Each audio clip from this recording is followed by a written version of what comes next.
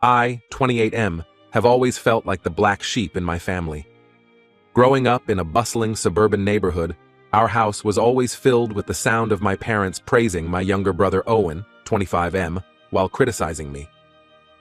This pattern started when I was very young and only intensified as we grew older. I remember my 5th birthday party vividly. My parents had organized a small gathering with a few of my friends from kindergarten. As I was opening my presents, Owen, who was only 2 at the time, toddled over and grabbed one of my new toys. Instead of gently redirecting him, my mom cooed over how adorable he was and let him keep it. When I protested, my dad scolded me for not sharing and being a good big brother.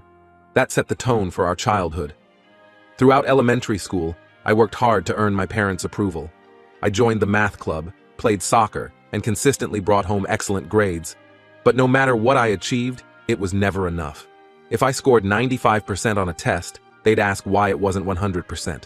If I won 2nd place in a science fair, they'd wonder aloud why I couldn't have gotten 1st. Meanwhile, Owen could do no wrong in their eyes. When he struggled with reading in 2nd grade, my parents hired expensive tutors and praised him endlessly for every small improvement. When he got into trouble for fighting at school, they defended him fiercely, blaming the other kids for provoking him.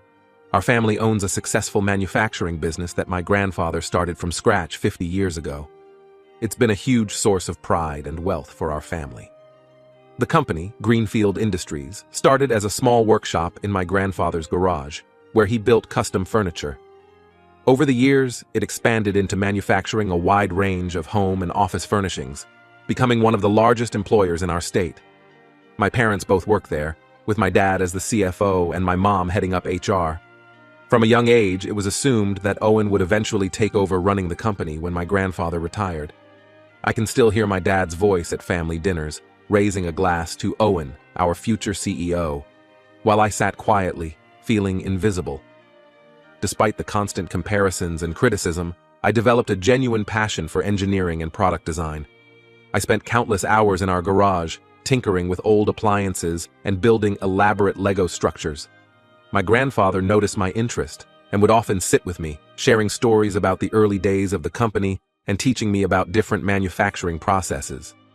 When it came time for college, I chose to study mechanical engineering at a prestigious university across the country. Part of me was excited about the opportunity, but another part felt like I was being pushed out of the family business. My parents seemed relieved to have me out of the way, focusing all their attention on preparing Owen for his destiny as the future leader of Greenfield Industries. College was a transformative experience for me. For the first time, I was judged on my own merits, not in comparison to my brother. I thrived academically and socially, making close friends, and even starting a small robotics club. During my senior year, I led a team that won a national engineering competition with our innovative design for an energy-efficient manufacturing robot. After graduation, I was offered several job opportunities with leading tech companies. However, I made the difficult decision to return home and work for our family company in the R&D department. Despite years of feeling overlooked, I still felt a deep connection to the business my grandfather had built. Plus, a small part of me hoped that by proving myself within the company, I might finally earn my parents' respect. Over the past 5 years, I've led several successful projects and helped develop some of our most profitable new product lines. One of my proudest achievements was designing a new line of eco-friendly office furniture that has been a huge hit with environmentally conscious companies. The line has not only boosted our profits, but also significantly reduced our carbon footprint. Despite my contributions, my parents continued to dismiss my accomplishments and focus all their attention on Owen. After college, Owen joined the company, but has struggled to find his footing.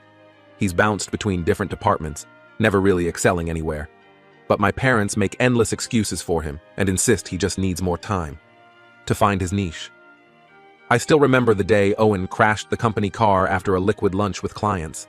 Instead of holding him accountable, my parents blamed the other driver and even suggested giving Owen a bonus for building client relationships. It was infuriating to watch, especially considering how they'd react if I made even a minor mistake.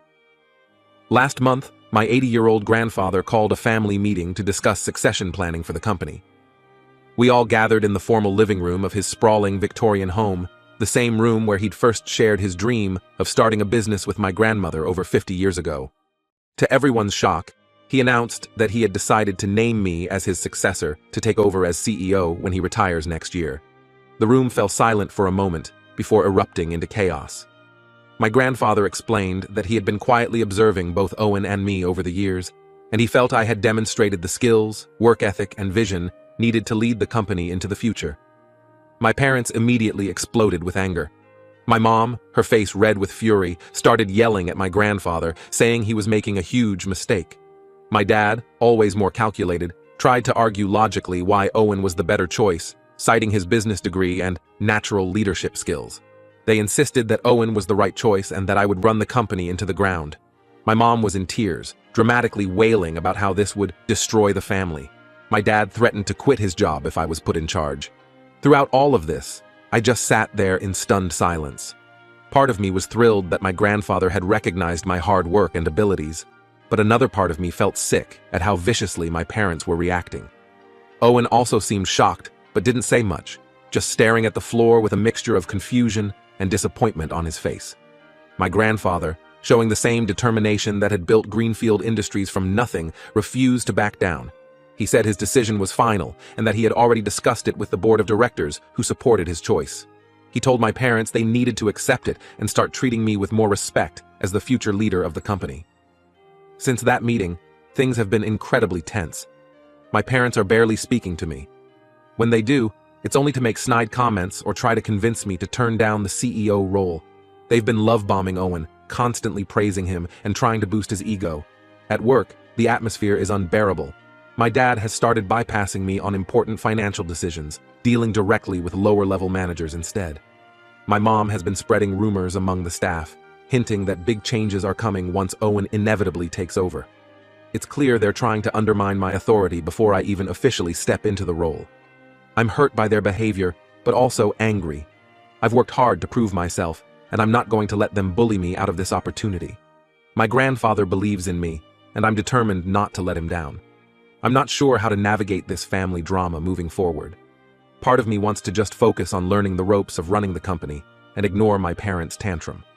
But it's hard when we all work together. Any advice on how to handle this situation would be appreciated.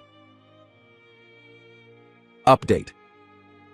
It's been about 2 months since my last post, and unfortunately, things have only gotten more complicated with my family.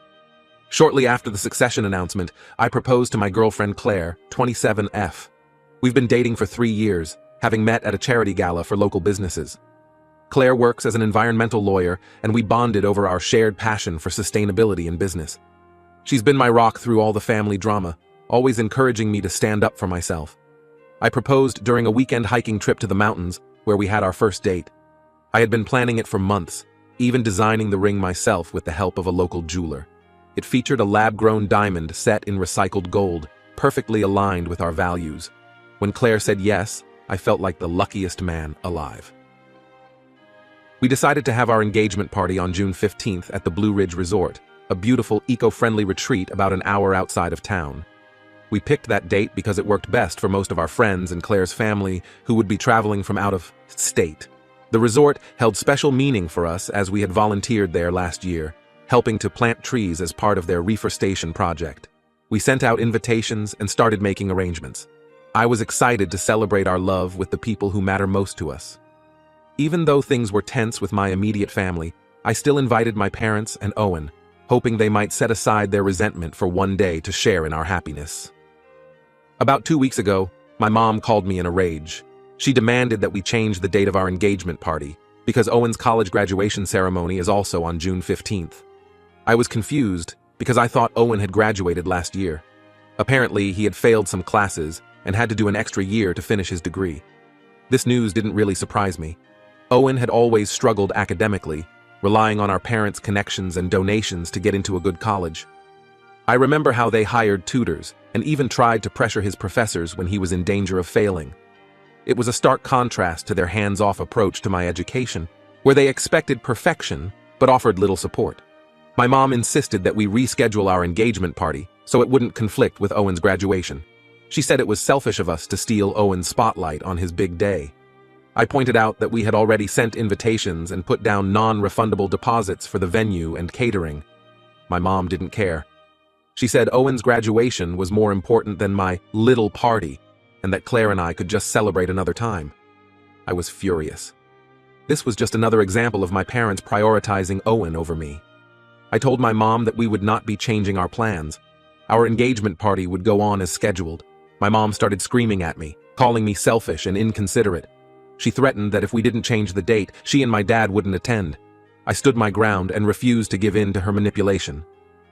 I said they were welcome to attend both events if they wanted, but we would not be rescheduling.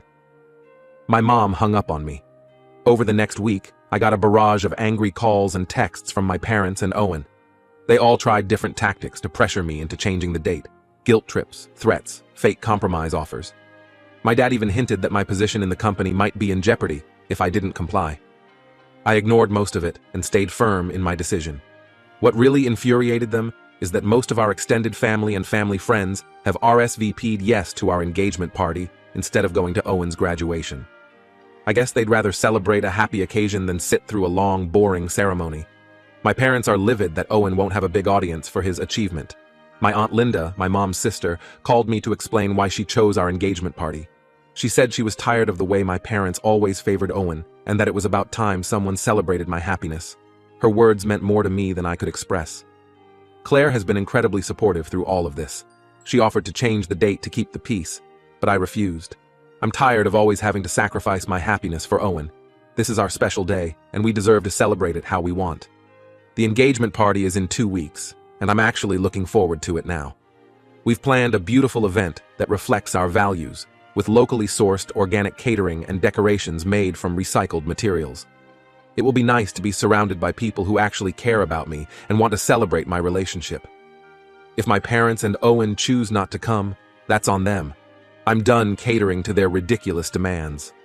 For once, I'm putting myself first, and it feels both terrifying and liberating.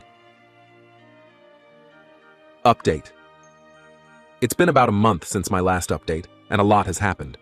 Our engagement party was absolutely wonderful. The Blue Ridge Resort looked stunning, decorated with fairy lights and wildflowers. The weather cooperated, giving us a perfect sunny day with a cool breeze from the mountains. Claire looked breathtaking in a vintage dress she had altered to fit her perfectly. When I saw her walking towards me, surrounded by our loved ones, I felt overcome with emotion. It was a moment I'll cherish forever. The food was delicious, all locally sourced and organic, just as we'd planned. We had lawn games set up for the kids and playful adults, and in lieu of gifts, we asked guests to donate to a local environmental charity. The whole day felt like a beautiful reflection of our relationship and values. As expected, my parents and Owen did not attend. They chose to go to his graduation ceremony instead. Honestly, their absence didn't dampen our joy at all. If anything, it was a relief not to have to deal with their negativity and drama. What we didn't expect was that almost none of our extended family or family friends went to Owen's graduation either. Out of our 150 guests, probably 50 were relatives or close family friends who chose our event over Owen's. My cousin told me later that there were only about 20 people at Owen's post-graduation celebration, mostly just my parents and a few of Owen's college friends. Apparently my parents and Owen are furious about this. They've been bad-mouthing me to anyone who will listen, saying I deliberately sabotaged Owen's big day. They're especially mad at our grandparents, aunts, uncles, and cousins who came to the engagement party instead of the graduation. But here's the thing. I didn't ask or expect anyone to choose our event over Owen's. We simply sent out invitations and people made their own choices. I think it speaks volumes that so many people preferred to celebrate with us rather than attend yet another graduation ceremony for Owen. In the weeks since the engagement party, my parents and Owen have completely stopped speaking to me. They're giving me the silent treatment at work and ignoring all my calls and messages. At first I was hurt, but now I'm realizing how peaceful my life is without their constant criticism and drama. I've thrown myself into learning more about running the company. My grandfather has been an incredible mentor, patiently teaching me about all aspects of the business. We've been having weekly lunch meetings where he shares stories about the challenges he faced in the early days of the company and how he overcame them. I'm more excited than ever to take on the CEO role next year.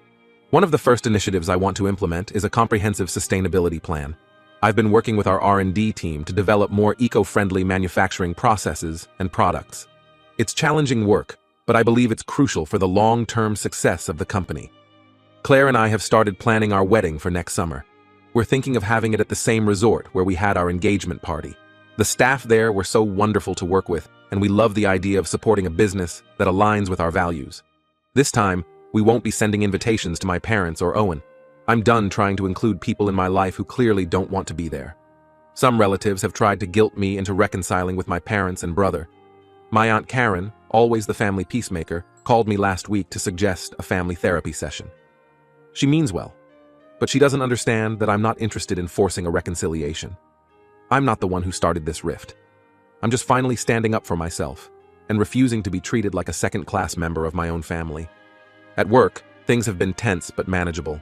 My dad has stopped coming to board meetings, sending a junior executive in his place. My mom has taken an extended leave of absence from her HR role.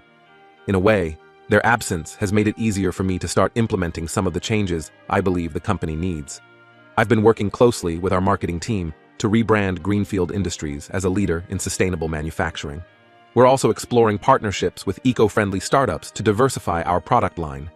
It's exciting work, and I feel like I'm finally able to make a real difference in the company my grandfather built. Claire has been my biggest supporter through all of this. She's been helping me deal with the stress and reminding me to take care of myself. We've started a new Sunday tradition of unplugging completely and spending the day hiking or volunteering at the local animal shelter. It's been great for my mental health and for our relationship. For the first time in my life, I feel truly happy and at peace. I have an amazing fiancé, a challenging career opportunity ahead of me, and a circle of friends and family who genuinely care about me. If my parents and Owen want to wallow in their bitterness, that's their choice. I'm moving forward with my life and focusing on the positive relationships and opportunities I have.